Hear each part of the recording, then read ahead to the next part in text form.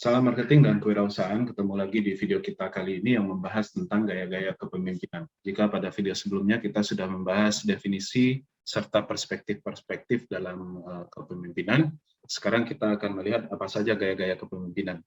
Ya, jadi kepemimpinan itu ada berbagai macam gaya, gitu ya. Nah, kita sudah pernah bahas pada video sebelumnya bahwa dari sudut pandang dalam sudut pandang behavioral atau perilaku itu ada dua tipe kepemimpinan. Pertama, kepemimpinan yang berorientasi pada tugas, dan ada kepemimpinan yang berorientasi pada hubungan. Nah, di sini dikasih tanda yang berorientasi pada tugas itu adalah OT atau orientasi tugas, dan yang berorientasi pada hubungan itu adalah OH, gitu ya. Nah, pada pemimpin yang memiliki gaya kepemimpinan atau gaya perspektifnya itu ke tugas, ya orientasinya itu kepada tugas, biasanya dia memiliki gaya kepemimpinan yang sebelah kiri. Karena yang orientasi kepada tugas itu adalah pemimpin yang pokoknya tugas ini bisa selesai, gitu. Dia tidak peduli apakah pegawai ini nyaman atau tidak, apakah orang akan kesulitan, ya dia tidak peduli, gitu. Pokoknya dia harus mencapai tugas yang sudah ditetapkan, gitu. Apa saja ininya gaya-gaya kepemimpinannya? Pertama adalah otokratik atau otoriter. Yang kedua otoritarian, ya agak susah bacanya, authoritarian. Kemudian task oriented, initiating, dan supervisory. Supervisory ini artinya mengawasi, gitu ya, mengawasi. Sangat ini pemimpin itu yang menghandle pekerjaan, bukan menghandle. Dia itu sangat pegawai itu seperti bonekanya lah ibaratnya. Pemimpin yang punya ide, pemimpin yang punya cara untuk menyelesaikan, pemimpin yang punya metode menyelesaikan, pemimpinnya, pokoknya semuanya pemimpin. Tinggal si pegawai ini mengerjakan saja. Pegawai ini hanya tidak menyumbangkan pikiran lagi, tapi hanya menyumbangkan tenaga dan waktu saja. Nah, itu supervisory. Ya, itu adalah gaya-gaya pemimpinan yang berorientasi pada tugas. Jadi sangat keras, gitu ya, sangat keras dan sangat tegas. Nah, sementara pemimpin yang berorientasi pada hubungan itu gaya-gaya kepemimpinannya ada di sebelah kanan. Pertama demokratis, ya, equalitarian. Equalitarian ini menganggap equal, ya, equal itu setara. Jadi dia dengan bawahannya itu tidak terlalu jauh ininya. Anda ini masih setara sama saya kan cuma duluan selangkah saja, lebih tinggi satu ranting saja katanya. Jadi dalam equalitarian ini sangat demokratif, ya. Permissiveness artinya ya silakan gitu. Kalau mau bikin ini, kalau ada ide yang bagus silakan diajukan kepada saya. Permissiveness. Group oriented, sangat dia berorientasi pada grup. Considerate, dia sangat memperhatikan dari karyawannya itu. Kalau ada karyawannya itu agak terkendala bekerja, dia tidak langsung marah. Kalau considerate itu, dia akan panggil, kamu biasanya bekerjanya bagus, tapi kok pada hari ini kok tidak seperti biasanya. Itu namanya considerate. Ya, sangat memperhatikan. Jadi dia menguasai emosional orang. Jadi pegawai yang tiba-tiba murung, ya kan, dia sangat perhatikan, itu namanya considerate. Kemudian participatory, si pemimpin ini juga dia suka terjun langsung. Terjun langsung ini bukan untuk mengatur, tapi dia ikut berpartisipasi dalam pekerjaan. Jadi membantu bawahan-bawahannya tersebut agar pekerjaan itu bisa tercapai dengan baik. Jadi kalau yang berorientasi pada hubungan ini lebih kepada antara pemimpin dan pegawai itu hubungannya lebih mesra gitu, ya. Pegawai tidak dilihat hanya sebagai sumber daya saja, tapi juga sebagai orang-orang atau pihak-pihak yang bisa memberikan masukan, bisa memberikan pertimbangan-pertimbangan yang bagus kepada si pemimpin. Sementara kalau orientasi tugas, dia tidak menganggap seperti itu. Bawahan atau pegawai itu dia anggap sebagai sumber daya saja, ya, sumber daya yang harus digerakkan untuk mencapai tujuan. Nah, di antara dua gaya kepemimpinan ini, mana yang bagus, mana yang tidak bagus, itu tidak ada. Dua-duanya sama-sama bagus, dua-duanya sama-sama baik, tergantung dari organisasinya. Kalau Anda sebagai pegawai, mungkin Anda menganggap, wah, berarti enak yang sebelah kanan, orientasi hubungan gitu ya kan. Karena kalau dengar dari definisinya kayaknya baik ini pemimpinnya, tapi kalau yang orientasi tugas, otoriter, otokratis, ya kan, supervisory. Nah, Anda harus ingat bahwa organisasi itu kan berbeda-beda. Kalau organisasinya itu adalah Indonesia, ya sebuah negara, ya tentu harus demokratis, ya kan, harus considerate, harus participatory. Atau organisasinya itu adalah organisasi ya perusahaan ya gitu misalnya ya, mungkin demokratis. equalitarian misalnya. Tapi kalau militer misalnya, tentara misalnya nggak bisa demokratis, nggak bisa sendiri, dia harus otokratik, dia harus otoritarian, ya kan? Mau nggak mau pegawai atau bawahannya itu mau nggak mau harus mengikuti apa yang diinginkan oleh komandannya, ya kan? Kamu serbu markas itu, bawa bom misalnya seperti itu. Wah, besok saya harus mengantar anak ke sekolah, Pak. Nggak bisa seperti itu, harus ikut, ya, harus laksanakan. Nah, itu namanya, jadi tidak ada kayak kepemimpinan itu, tidak ada yang baik, tidak ada yang buruk, tidak ada yang ini. Yang ada itu salah penempatan mungkin. Jadi seharusnya organisasi itu harusnya demokratis, ya kan? Di perusahaan yang apa namanya, yang seharusnya demokratis gitu ya, yang menganggap pegawainya itu bisa memberikan masukan dan apa segala macam, datang pemimpin yang otoriter misalnya. Nah, itu pasti salah. Jadi yang baik dan benar tidak ada. Jadi yang ada itu salah atau tidak penempatannya. Atau di tempat ini misalnya di tentara tadi misalnya, polisi misalnya, tiba-tiba datang pemimpin yang demokratis, ya kan? Nah, besok kita mau ini pagi-pagi apel pagi ya, lari-lari keliling lapangan, gimana, setuju nggak gitu? Tidak Pak, gitu misalnya. Nah kan nggak jadi, ya kan? Nah nggak bisa seperti itu. Ya dua-duanya bagus, tergantung dari organisasinya. Oke. Nah kemudian eh, ada lagi kepemimpinan dalam kelompok yang informal. Kelompok informal itu apa? Kelompok yang ya informal, artinya kelompok-kelompok yang terbentuk dengan begitu saja, biasanya di tengah-tengah masyarakat. Kalau kelompok formal itu ya, misalnya perusahaan itu kelompok formal, formal gitu ya. Kemudian organisasi apa misalnya formal gitu ya. Pemerintahan itu adalah organisasi formal. Tapi kalau yang informal, misalnya kelompok tani, PKK, kelompok pengajian, kelompok pencapir, Anda mungkin tidak tahu lagi kelompok pencapir kalau anak sekarang ya. Kemudian kelompok arisan, kelompok belajar, mahasiswa, dan lain sebagainya, itu adalah kelompok informal yang terbentuk begitu saja. Biasanya apa namanya tidak begitu jelas siapa pemimpin, siapa bawahan, dan pasti demokratis. Ya. Nah, cuman di dalam kelompok informal ini pasti ada pemimpin juga. Pasti ada pemimpin juga, baik itu ditunjuk maupun tidak ditunjuk.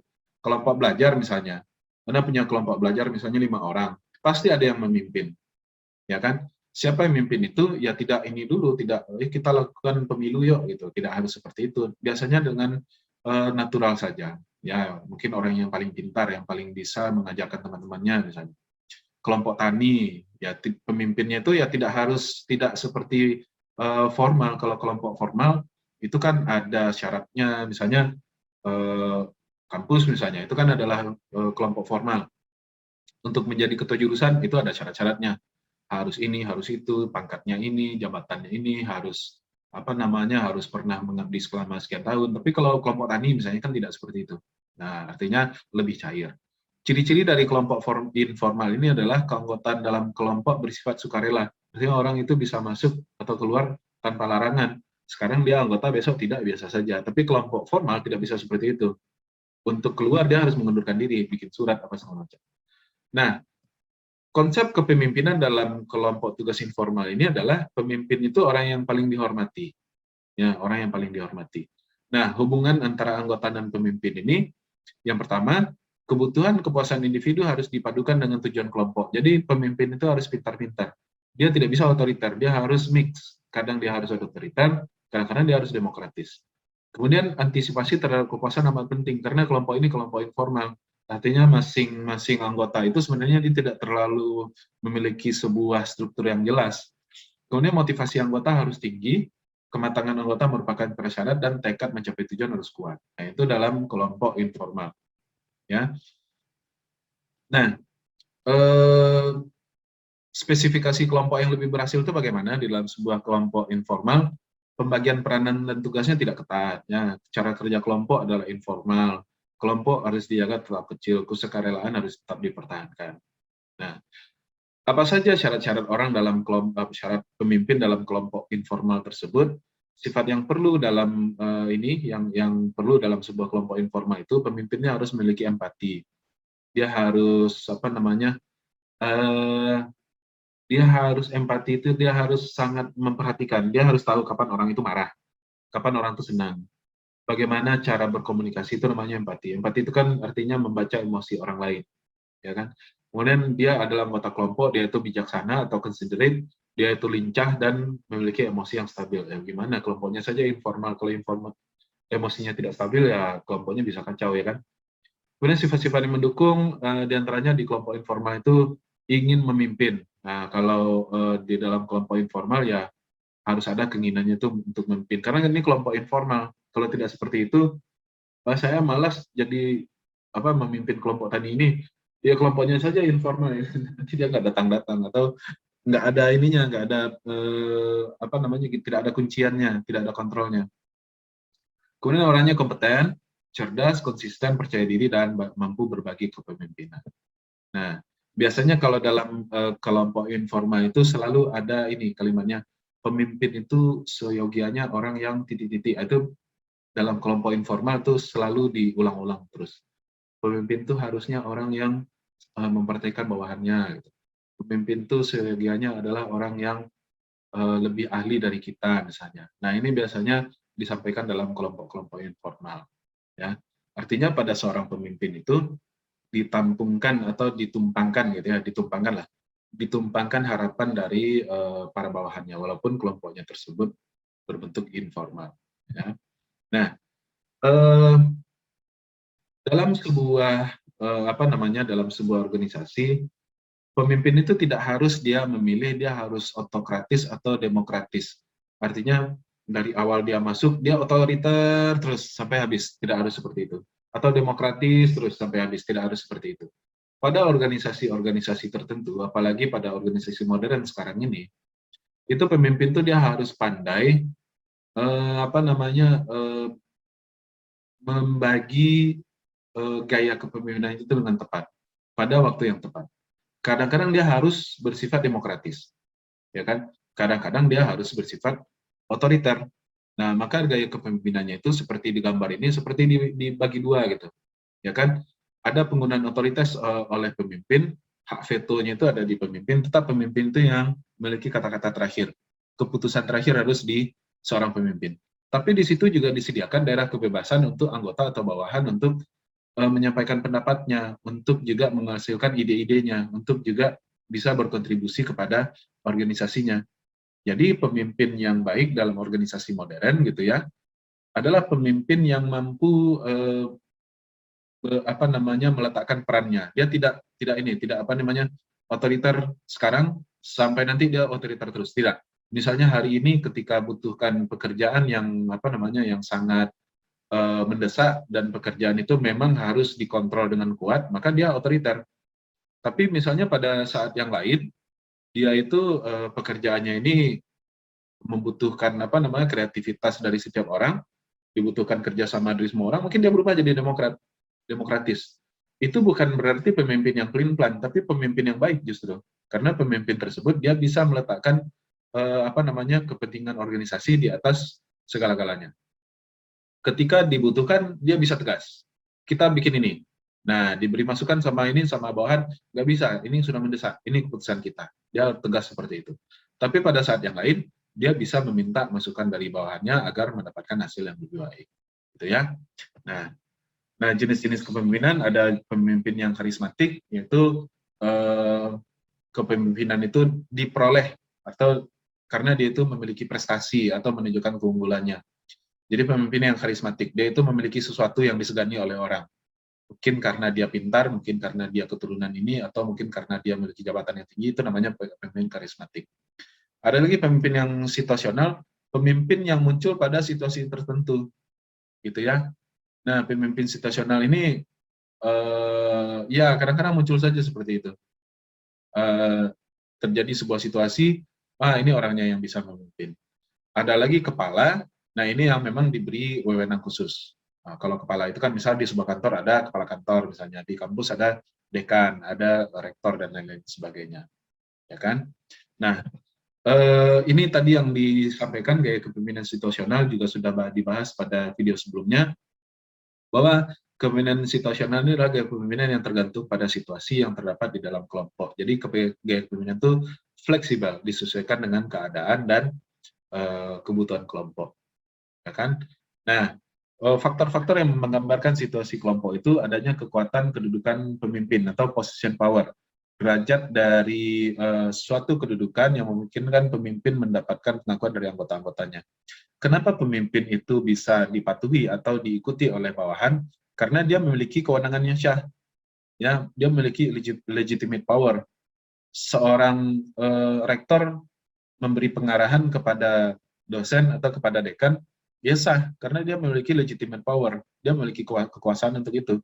Dia juga memiliki kewenangan untuk mengenakan sanksi. Nah, ingat kepemimpinan itu kan kemampuan untuk mempengaruhi. Mempengaruhi itu tidak harus mempengaruhi dengan dipaksa juga bisa, ya kan? Nah, kemudian ada lagi kekuatan kedudukan antara kuat dan lemah. Nah, struktur tugas atau sifat-sifat dari tugas kelompok, yang pertama yang diperlukan itu adalah keputusan harus jelas. Kemudian tujuan juga harus jelas. Nah, sebuah organisasi itu baru bisa berjalan dengan baik kalau tujuan itu jelas. Kemudian cara pencapaian tujuan itu tidak satu, ada plan A, ada plan B, ada plan C. Sehingga kalau seandainya dibutuhkan sebuah sebuah perubahan, maka pegawai tersebut bisa atau organisasi tersebut bisa beradaptasi dengan baik. Kemudian solusi itu juga sudah dinyatakan atau sudah dispesifikkan. Hubungan antara anggota dan pemimpin, nah ini ada beberapa contoh, ada yang hubungan itu akrab, lawannya jauh, ada yang hubungannya itu sayang, lawannya benci, gitu ya, ada yang hormat, lawan tidak hormat, ada yang percaya, lawan curiga. Oke, demikian saja video kita kali ini yang membahas tentang gaya-gaya kepemimpinan. Ya, pada intinya sebenarnya kepemimpinan itu dibagi dua saja, ya kan. Namun di dalam dua tersebut ada kepemimpinan yang orientasi tugas, itu gayanya ada otoriter, autokratik, dan lain-lain sebagainya. Kemudian yang di gaya hubungan itu ada demokratis, equalitarian, dan lain-lain sebagainya. Oke, semoga dapat dipahami dan dapat dikembangkan. Sampai jumpa di video berikutnya. Salam marketing dan kewirausahaan.